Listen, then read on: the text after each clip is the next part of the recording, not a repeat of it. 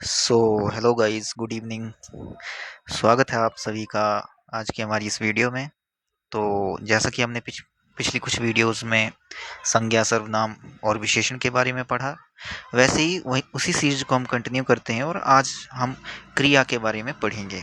जैसा कि हमने आपसे वादा किया है कि हम आपको पूरा हिंदी व्याकरण का कोर्स करवाएंगे, तो उसमें आज की हमारी जो वीडियो है उसमें हम आज क्रिया के बारे में पढ़ेंगे। तो गाइज, जैसे क्रिया क्या होती है, अब आप सभी को आपके माइंड में आ रहा होगा कि क्रिया क्रिया यानी कि किसी चीज को करना, उसको क्या कहते हैं हम? क्रिया। क्रिया मतलब किसी काम को करना, किसी चीज को करना। ठीक है, हम जो कुछ भी काम कर रहे हैं उसे उसके करने को क्या कहते हैं? क्रिया कहते हैं। तो सबसे पहले इसकी परिभाषा है, जिस शब्द से किसी कार्य का करना, होना या अवस्था का बोध हो उसे क्रिया कहते हैं। जिस शब्द से किसी कार्य का करना, होना या अवस्था का बोध हो, किसका बोध हो? अवस्था का, उसे हम क्या कहते हैं? क्रिया। तो यहाँ पर हम सीधा उदाहरण देखते हैं। राम खाता है, पहला उदाहरण है, राम खाता है। ओके, तो राम खाता है में अब क्या क्या दिख रहा है आपको? राम क्या है? राम तो आपकी संज्ञा है। ठीक है, अब क्या कर रहा है राम? राम क्या कर रहा है? खाता है।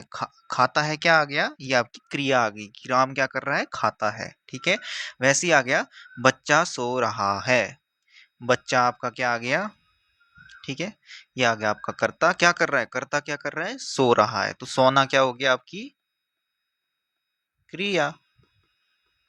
ठीक है, फिर वैसे ही पानी बहता है। पानी क्या क्या है?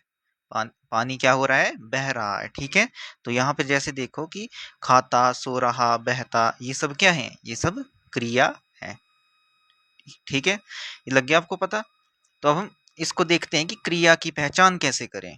जैसे कि हमने पिछली वीडियोस में भी देखा कि हम कुछ क्वेश्चंस पूछते हैं। जैसे मान लो कोई वाक्य दिया होगा, हम खुद से कुछ क्वेश्चंस करेंगे जिसमें जिसका हमारे को उत्तर मिलेगा वो क्या होगी? आपकी क्रिया होगी, संज्ञा होगी, सर्वनाम होगा या विशेषण होगा। तो क्रिया में ऐसा हम क्या क्या पूछते हैं कि जिससे हमें पता लगे क्रिया कौन सी है इस वाक्य में।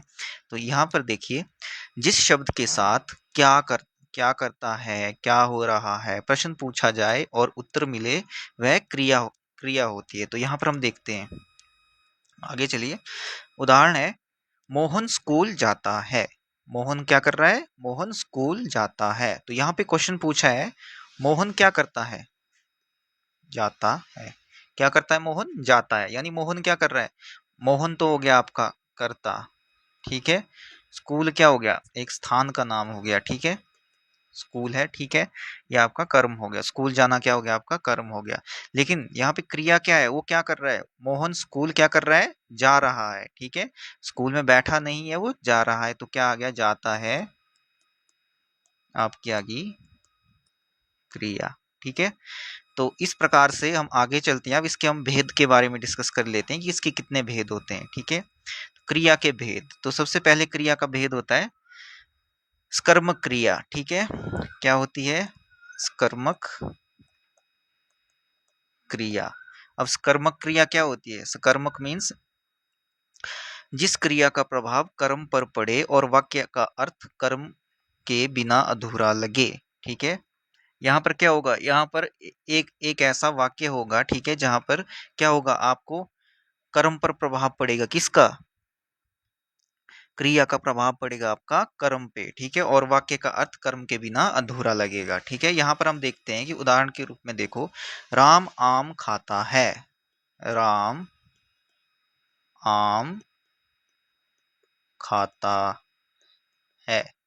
ठीक है, तो यहाँ पर हम क्या लगाते हैं? क्या खाता है? आम खा रहा है। तो आम क्या आ गया? आपका कर्म। ठीक है, राम खा रहा है। ठीक है, वो क्या होगी? अकर्मक क्रिया। ठीक है, जिसमें कर्म की आवश्यकता नहीं होती। लेकिन सकर्मक क्रिया क्या होती है? सकर्मक क्रिया वो होती है जिस पर हमें कर्म की आवश्यकता रहती है, जिसमें जिसमें जो प्रभाव है वो कर्म पे पड़ता है, ना कि कर्ता पे। अब राम यहाँ पे क्या कर रहा है? राम आम खाता है। तो क्रिया का प्रभाव किस पे पड़ रहा है? आम पे पड़ रहा है। क्यों पड़ रहा है? क्योंकि वो राम के द्वारा खाया जा रहा है। आम क्या है? आम खत्म हो रहा है, ठीक है, आम खाया जा रहा है, तो प्रभाव किस पे पड़ रहा है? आम पे पड़ रहा है, ठीक है। तो ये होती है आपकी कर्मक क्रिया, जिस पर प्रभाव कर्म पर पड़े, क्रिया का प्रभाव, ठीक है। अन्य उदाहरण है जैसे सीता पत्र लिखती है, ठीक है। अब सीता है, लिखती है, ठीक है, लिखना क्या हो गया? क्रिया होगी, ठीक है। अब इस क्रिया का प्रभाव किस पे पड़ रहा है? सीता पे पड़ रहा है? नहीं, सीता पे नहीं पड़ रहा है, किस पे पड़ रहा है? ये पत्थर लिख, क्योंकि सीता किस पे लिख रही है? पत्थर पे ही तो लिख रही है। पहले पत्थर में कुछ नहीं लिखा था, लेकिन फिर वो लिखती है तो क्या पत्थर में कुछ लिखा जाता है, तो प्रभाव किस पे पड़ रहा है? पत्थर पे पड़ रहा है, तो ये क्या आ गया? आपका कर्म आ गया, ठीक है। तो इस प्रकार से हम बोल सकते हैं ये कौन सी है? कर्मक क्रिया। फिर यहाँ पे लड़का गेंद फेंकता है, ठीक है। लड़का फेंक रहा है, क्या फेंक रहा है? गेंद फेंक रहा है, ठीक है। फिर यहाँ क्रिया का प्रभाव किसी वस्तु व्यक्ति पर पड़ रहा है, ठीक है। फिर होती है आपकी अकर्मक क्रिया। अकर्मक क्रिया वैसे ही जैसे कर्मक में कर्मक, कर्मक मीन्स कर्म सहित, ठीक है। अकर्मक मीन्स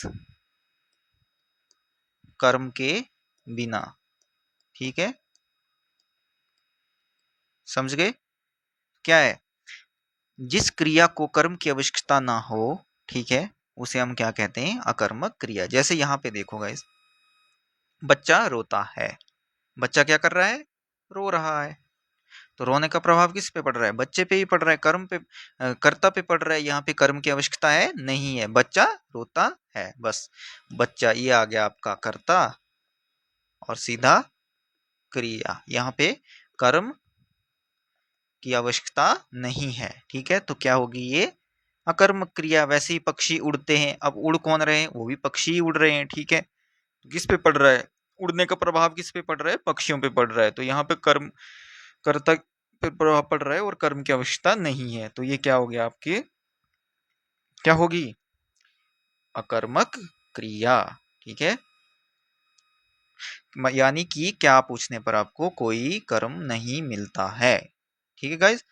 फिर आगे चलते हैं हम द्विकर्मक क्रिया। अब द्विकर्मक क्रिया क्या होती है? जैसा कि आपको नाम से पता चल रहा है, द्विकर्मक, द्विकर्मक, ठीक है। यानी कि जिस क्रिया में दो कर्म होंगे, ठीक है। अब हम इसको आगे देखेंगे कि जिस क्रिया में दो कर्म हो उसे हम द्विकर्मक क्रिया कहते हैं। यानी कि यहाँ पे दो कर्म होंगे, ठीक है। पहला देखिए उदाहरण, शिक्षक ने छात्रों को हिंदी पढ़ाई, ठीक है। शिक्षक ने क्या किया? छात्रों को हिंदी पढ़ाई। शिक्षक क्या आ गया? कर्ता, ठीक है। शिक्षक ने छात्रों को हिंदी पढ़ाई, पढ़ाना क्या आ गया? क्रिया, ठीक है। पढ़ाना आ गया क्रिया। अब पढ़ाई का प्रभाव किस पे पड़ रहा है? छात्रों पे पड़ रहा है, तो ये क्या है? ये कर्म है, ठीक है। फिर और छात्रों को पढ़ाई, क्या? हिंदी पढ़ाई। हिंदी क्या आ गई आपकी? ये भी कर्म आ गया, ठीक है। इसको हम क्या बोलते हैं? जैसे यहाँ पर देखो, छात्रों को अप्रत्यक्ष कर्म, ठीक है, हिंदी को प्रत्यक्ष कर्म, ठीक है। शिक्षक ने छात्रों को हिंदी पढ़ाई, यानी कि यहाँ पे दो दो कर्म आ गए, तो ये क्या आ गई? द्विकर्मक क्रिया। फिर क्रिया के कुछ अन्य भेद होते हैं। ये देखिए क्रिया के कुछ अन्य भेद, ठीक है। इसमें क्या आएंगे?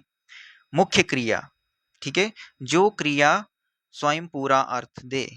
यानी क्या करे? जो क्रिया स्वयं पूरा अर्थ दे। यहाँ पे देखो, राम दौड़ता है, ये क्रिया क्या है? पूरा अर्थ दे रही है, ठीक है, अर्थ दे रही है। राम क्या कर रहा है? दौड़ रहा है, ठीक है। यहाँ पर वाक्य आपका पूरा है, ठीक है, किसी की जरूरत नहीं है, ठीक है। वैसे ही बच्चा खेलता है, बच्चा क्या कर रहा है? खेल रहा है। तो ये खेलता है, ये क्या है? पूरा अर्थ दे रहा है। यानी कि इस वाक्य का पूरा अर्थ बन रहा है, राम दौड़ता है तो मतलब राम दौड़ता है, बच्चा खेलता है तो वो खेलता है, ठीक है। ये पूरा आपका क्या है? मतलब जहाँ पे आपका वाक्य पूरा सेंसिबल हो, यानी अर्थ हो जिसका, ठीक है, उसे हम क्या कहेंगे? मुख्य क्रिया। फिर एक होती है सहायक क्रिया, ठीक है। ये क्या पढ़ रहे हैं हम? क्रिया के कुछ अन्य भेद है। मेन भेद कितने थे? मेन भेद कौन कौन से पढ़े हमने? ये देखिए ऊपर, क्रिया, क्रिया के भेद, सकर्मक क्रिया, फिर अकर्मक क्रिया, फिर द्विकर्मक क्रिया, ठीक है। फिर आती है हमारे पास क्रिया के अन्य भेद, मुख्य क्रिया, फिर अगली आ जाती है सहायक क्रिया, ठीक है, जो मुख्य क्रिया की सहायता करे। सहायक मीन्स सहायता करना। कैसे? यहाँ पर देखिए, राम पढ़ रहा है, राम क्या कर रहा है? पढ़ रहा है। ठीक है, तो यहाँ पे क्या है? पढ़ना क्या होगी? मुख्य क्रिया। ठीक है, पढ़ क्या रहा है, क्या हो गया आपका? सहायक क्रिया। ठीक है, वैसे ही इंग्लिश में देखो आप, इंग्लिश में और समझो इसको अच्छे से। जैसे इंग्लिश में होता है ही इज कमिंग। ठीक है, ही इज कमिंग। कमिंग क्या होती है? वर्ब होती है, और ये होती है ऑक्सिलरी वर्ब्स। ठीक है, हेल्पिंग वर्ब जिसको हम बोलते हैं। ठीक है, तो हेल्पिंग वर्ब्स मीन्स सहायक क्रिया। क्रिया, ठीक है, वैसे ही यहाँ पर होता है। जैसे राम तो आपका क्या आ गया? राम आ गया आपका कर्ता, और पढ़ना आ गया आपकी मुख्य क्रिया, रहा आ गया आपकी सहायक क्रिया। इस हिसाब से आप इसको समझिए। ठीक है, फिर वह जा चुका है, वह आ गया आपका कर्ता, जाना होगी मुख्य क्रिया। ठीक है, मेन वर्ब। ठीक है, या मुख्य क्रिया। ठीक है, वैसे ही चुका है क्या आ गई? आपकी सहायक क्रिया। क्रिया, ठीक है गाइस, तो ये होता है यहाँ पे आपकी सहायक क्रिया। समझ गए आप सहायक क्रिया क्या होती है? फिर अब आते हैं हम आगे, रचना के आधार पर क्रिया के भेद। ऊपर हमने पढ़े कर्म के आधार पर, अब यहाँ पढ़ेंगे हम रचना के आधार पर। ठीक है, रचना के आधार पर। ठीक है, तो रचना के आधार पर क्रिया क्या? पहला भेद आता है आपका सरल क्रिया, एक ही क्रिया से बने शब्द। सरल क्रिया यानी सिंपल क्रिया, एक ही क्रिया से बने शब्द। जैसे खाना हो गया, पीना हो गया, लिखना हो गया, ये क्या है? एक ही क्रिया से बने शब्द हैं। ठीक है, फिर आगे आगे आ जाते हैं हम संयुक्त क्रिया। संयुक्त नाम से पता लग रहा है, संयुक्त मतलब जुड़ा हुआ, यानी कि दो या दो से अधिक क्रियाओं से मिलकर बने, उसे हम क्या कहते हैं? संयुक्त क्रियाएं। ठीक है, जैसे कि खा लिया, खा, ये एक क्रिया आ गई। खा लिया आ गया दूसरी क्रिया। ठीक है, तो ये इन दोनों को मिलाकर क्या बनी है? संयुक्त क्रिया। वैसे ही पढ़ चुका, पढ़ क्या हुआ? क्रिया होगी। ठीक है, चुका क्या है आपका? सहायक क्रिया है। ओके, तो इस हिसाब से आगे आ गया आपका रो पड़ा, तो ये क्या है? ये होगी आपकी संयुक्त क्रिया। ठीक है, फिर आगे आती है हमारी प्रेरणार्थक क्रिया। प्रेरणार्थक क्रिया, ये वह क्रिया है जिससे आपको किसी काम काम को करने की प्रेरणा मिले। यानी कि जब कोई व्यक्ति स्वयं कार्य ना करके, मतलब कोई व्यक्ति है वो कार्य को स्वयं ना करके किसी दूसरे से करवाए। ठीक है, उसे हम क्या कहते हैं? प्रेरणार्थक क्रिया। इसे याद रखेंगे कि कर्ता स्वयं कार्य नहीं करता है, वो दूसरे से कार्य करवाता है, तो वो आ गई आपकी प्रेरणार्थक क्रिया। क्रिया, ठीक है, उदाहरण देखिए, माँ ने बच्चे से पत्र लिखवाया। ठीक है, माँ ने किससे पत्र लिखवाया? बच्चे से, यानी माँ ने खुद काम नहीं किया, किससे करवाया? बच्चे से करवाया। ठीक है, काम क्या था? पत्र लिखवाया। तो ये आ गई आपकी प्रेरणार्थक क्रिया। ठीक है, इसकी पहचान होती है, जैसे देखो, करवाना, खिलाना, पढ़वाना आदि। ठीक है, तो ये आ जाती है हमारी प्रेरणार्थक क्रिया। अब आगे चलते हैं हम, काल के अनुसार क्रिया क्या आ जाएगी? साथ साथ में आप नोट भी करते चलिए, काल के अनुसार क्रिया। ठीक है, अब काल के अनुसार क्रिया में पहला आता है वर्तमान काल, यानी कि जो अभी प्रेजेंट में हो रहा है, जो कार्य अभी हो रहा है। जैसे मैं पढ़ता हूँ। ठीक है, अभी जो प्रेजेंट में कार्य हो रहा है, मैं पढ़ा रहा हूँ। ठीक है, तो ये क्या है? पढ़ता हूँ, पढ़ा रहा हूँ, ये आ गई वर्तमान काल क्रिया। ठीक है, फिर भूतकाल में जो काम हो चुका है, जो कार्य हो चुका है, भूतकाल आप सबको पता है कि जो पिछला जो बीत गया। ठीक है, जो कार्य हो चुका है उसे हम भूतकाल कहते हैं। जैसे राम गया। ठीक है, राम जाता है। ठीक है, राम जा रहा है, मतलब वर्तमान आ गई। ठीक है, राम गया यानी कि वो काम हो चुका, वो जाने का काम हो चुका है। ठीक है, कि राम गया। मैंने खाना खाया, खाना खाने का काम भी हो चुका है, मैंने खाना खाया, तो ये आ गई आपकी भूतकाल क्रिया। ठीक है, फिर भविष्यत काल, वैसे ही जो कार्य आगे होगा, मैं कल जाऊंगा। ठीक है, मान लो किसी काम को हमने करना है, हम बोलेंगे हम ये काम कल करेंगे, या मतलब जैसे कि वह पढ़ेगा, ठीक है, अभी पढ़ा नहीं है, ना ही वो पढ़ रहा है, वो क्या करेगा, वो पढ़ेगा, ठीक है। तो ये भी आ गई आपकी भविष्यकाल क्रिया, ठीक है। फिर पुरुष के अनुसार क्रिया, ठीक है, इसमें क्या आता है आपका उत्तम पुरुष, मैं पढ़ता हूँ, ठीक है। उत्तम पुरुष में मैं से शुरुआत होती है। उत्तम पुरुष, मध्यम पुरुष, अन्य पुरुष हमने पिछली वीडियोस में पढ़ा था, मैंने अच्छे से समझाया था आपको, दोबारा याद कीजिए। उत्तम पुरुष मैं, उत्तम पुरुष मैं, मध्यम पुरुष तुम, ठीक है, और अन्य पुरुष वह सब, ठीक है। बात मेरे से शुरू होगी, फिर तुम्हारी होगी, फिर उन सब की होगी। वैसे ही उत्तम पुरुष मैं पढ़ता हूँ, मध्यम पुरुष तुम पढ़ते हो, और अन्य पुरुष वह पढ़ता है। पहले अपनी बात कर रहा है कर्ता, फिर दूसरे की बात कर रहा है जो उसको सुन रहा है, फिर उन दोनों के अलावा तीसरे की जब बात होती है तो वो हो जाता है हमारा अन्य पुरुष क्रिया, ठीक है। फिर वचन के अनुसार लड़का खेलता है, लड़के खेलते हैं, ठीक है। जैसे ये खेलता है, लड़के खेलते हैं, ये वचन बदलता है यहाँ पे, ठीक है। फिर लिंग के अनुसार आ गया, राम गया, सीता गई, तो ये सब आपको खुद ही ऑटोमेटिक पता लग जाएगा, इसका ज़्यादा कुछ है नहीं, ठीक है। फिर सामान्य अवस्था, वह पढ़ता है, ठीक है। अपूर्ण अवस्था, वह पढ़ रहा है, ये भी देख लीजिए थोड़ा सा। सामान्य अवस्था में क्या होगा, वह पढ़ता है, मतलब वो अभी पढ़ता है, ठीक है, वो किसी अवस्था में है, वह पढ़ता है, ठीक है। अपूर्ण अवस्था क्या होगी, वह पढ़ रहा है, मतलब वह अभी पढ़ रहा है, मतलब काम पूरा नहीं हुआ है, वह पढ़ने का काम पूरा नहीं हुआ है, अभी पढ़ रहा है। पूर्ण क्या हो चुका है, वह पढ़ चुका है। काम क्या हो गया है, काम खत्म हो गया, पढ़ने का काम क्या हो गया, खत्म हो गया, तो ये आ गई आपकी पूर्ण अवस्था, वह पढ़ चुका है। फिर अपूर्ण अवस्था यानी पढ़ रहा है, सामान्य अवस्था वह पढ़ता है, ठीक है। तो ये इस हिसाब से ये था आज का हमारा टॉपिक, जो था क्रिया के ऊपर।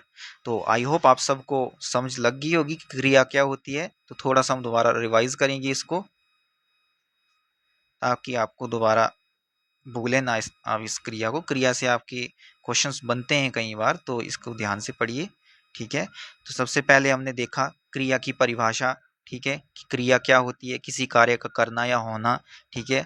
फिर आगे हमने क्रिया को कैसे पहचान करें, जिसमें हम क्या शब्द लगा के पूछते हैं कि मोहन स्कूल जाता है, ठीक है। क्या क्या लगाता है, मोहन क्या करता है, जाता है, ठीक है। तो जाता क्या आगे क्रिया। फिर क्रिया के मेन भेद पड़े हमने कितने, एक सकर्मक क्रिया जिसमें क्रिया का प्रभाव कर्म पे पड़ रहा था, ठीक है। जिसमें खाने का प्रभाव किस पे पड़ रहा था, आम पे पड़ रहा था, ठीक है। क्योंकि आम को खा रहा था तो प्रभाव आम पे पड़ा था, तो आम क्या था, कर्म था, ठीक है। अकर्मक में वैसे ही नाम से पता चल रहा है, ठीक है, कर्म की आवश्यकता नहीं होती है, ठीक है।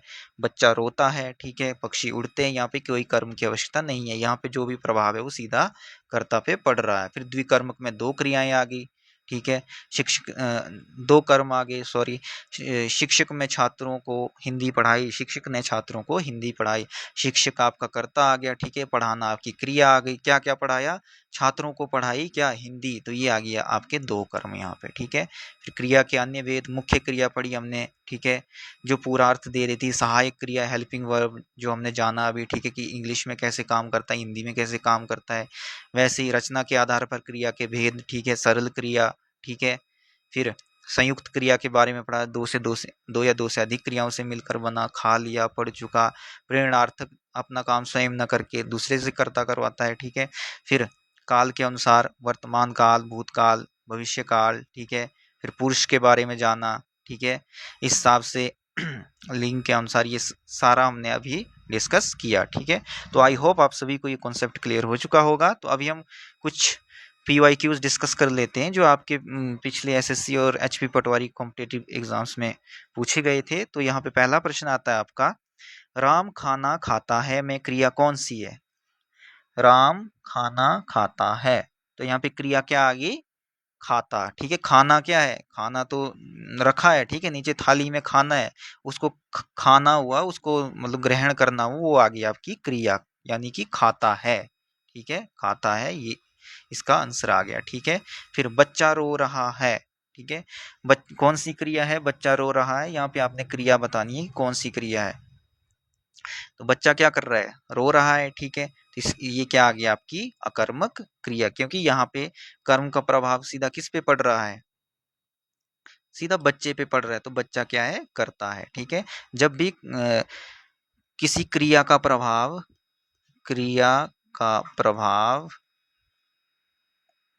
सीधे कर्ता पे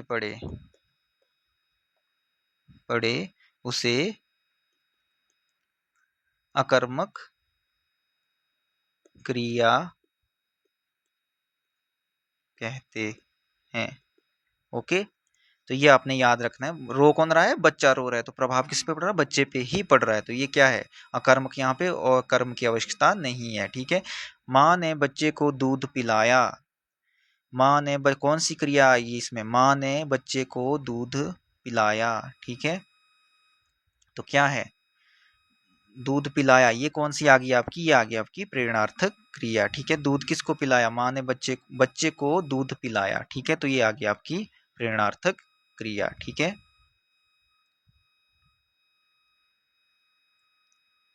सीता पत्र लिखती है में क्रिया का प्रकार। ठीक है, सीता पत्र लिखती है, कौन सी क्रिया है, कौन सी क्रिया है, सीता क्या आ गया, कर्ता, लिखती है आ गई क्रिया, और लिखने का प्रभाव किस पे पड़ रहा है, पत्र पे। ठीक है, तो ये क्या आ गया आपकी कर्मक क्रिया। ठीक है, फिर आगे चलो, कुछ शॉर्ट ट्रिक्स देख लेते हैं हम। ठीक है, पहली ट्रिक है क्या पूछो, उत्तर मिले सकर्मक। ठीक है, यदि उत्तर मिले सकर्मक। ठीक है, यदि उत्तर ना मिले तो अकर्मक। ठीक है, उदाहरण उदाहरण के रूप में समझते हैं। ठीक है, क्या पूछना आपने सिर्फ। ठीक है, राम खाना खाता है, अब क्या पूछो, क्या, तो आ गया खाना। ठीक है, तो ये क्या आ गया आपकी कर्मक क्रिया।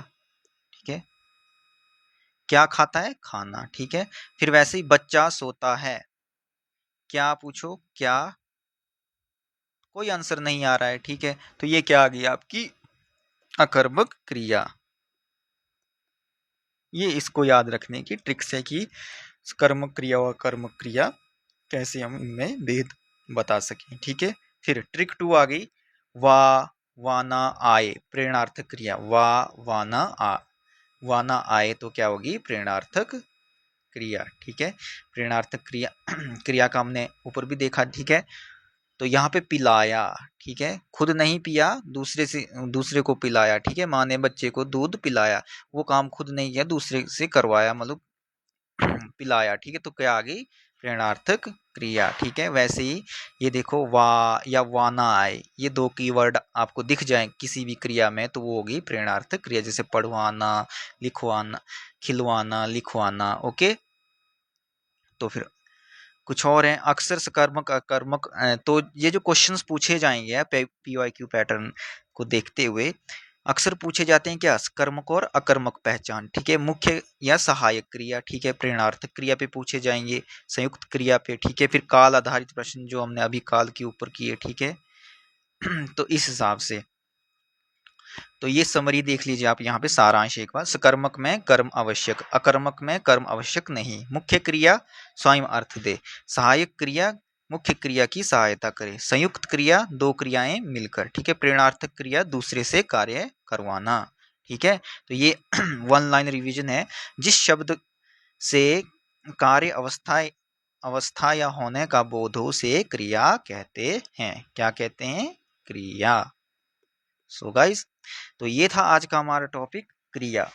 तो मैंने आपको क्रिया के सारे भेद, टाइप्स सब कुछ करवा दिया है, आपसे क्वेश्चन प्रैक्टिस करवा दिए, पीवाईक्यूज करवा दिए। ठीक है, फिर आपको बता दिए क्वेश्चन कहाँ कहाँ से आ सकते हैं, तो ये एक ही वीडियो में मैंने पूरी क्रिया आपको करवा दी है। ठीक है, आप इसे अच्छे से देखिए, लेक्चर को दोबारा देखिए, समझ ना आए तो कमेंट सेक्शन में कमेंट करें। ठीक है, बाकी ये सीरीज हमारी आगे चलती रहेगी जब तक आपका हिंदी का पूरा जो भी सिलेबस है वो कंप्लीट नहीं होता है। तो इस हिसाब से जय हिंद, जय भारत, मस्त रहो, पढ़ो लिखो, आगे बढ़ो।